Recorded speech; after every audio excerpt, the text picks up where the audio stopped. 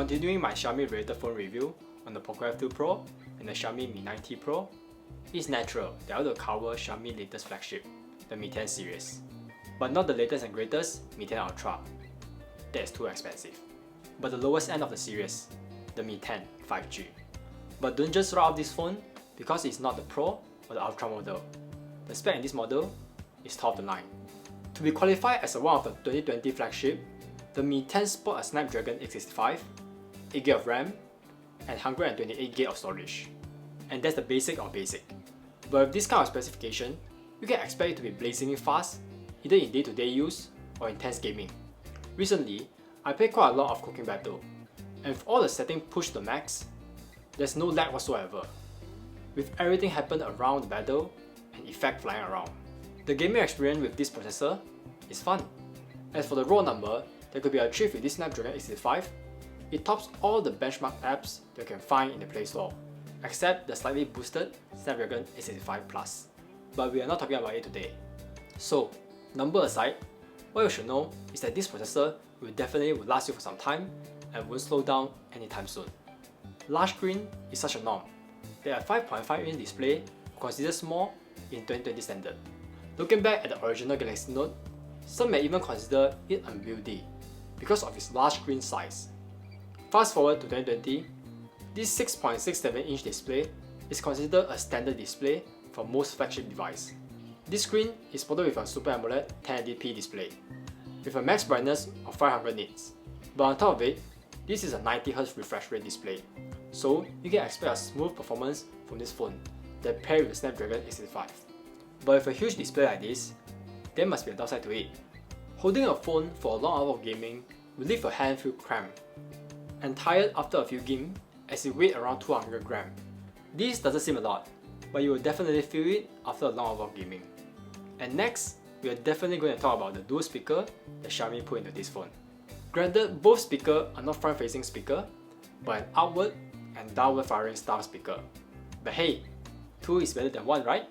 Since both speakers are outward firing speaker, it of course can be easily blocked through my daily use. It can be blocked while using it in landscape mode. But to get around this, you just have to rotate the phone. And bam! You get the full power of a speaker unblocked. This speaker produces great volume with clear sound without any popping or distorting when it is full volume. And you might be even wrongly recognize it is from a dedicated speaker from the volume it produces. So in this speaker department, I'm pretty satisfied.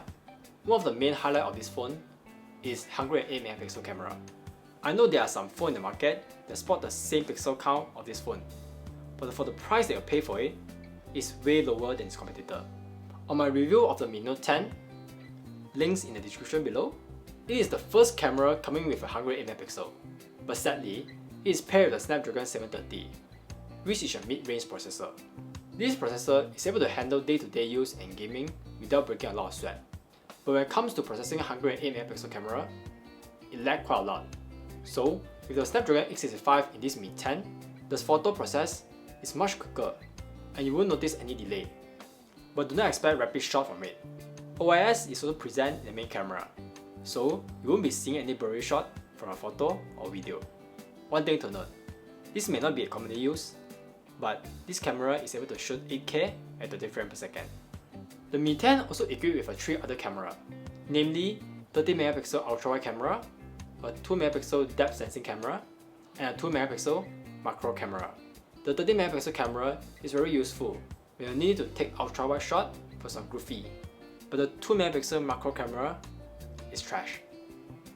Hear me out. The quality it produces is usable, but you're better off just take a focused 108MP photo and crop it. It will be much usable, clearer, and a nicer photo than a dedicated macro camera. And finally, the depth sensing camera did its job in portrait mode, and the edge detection is quite acceptable. Moving to the front, the 20MP front-facing camera that shows 1080p video at 30 frames per second produces a surprisingly sharp photo, and the video quality produced from it is surprisingly smooth. This Mi 10 does have a 5W reverse wireless charging when you really need it, and it is paired with a 30W fast charge. One of the more impressive things for this phone is that it also supports a 30W wireless charging. 30W wireless charging. but they will require a separate purchase and is not included in the box. The under-screen fingerprint sensor is quite slow compared to your typical Touch ID, but I guess we just have to wait for some technology advancement in this department.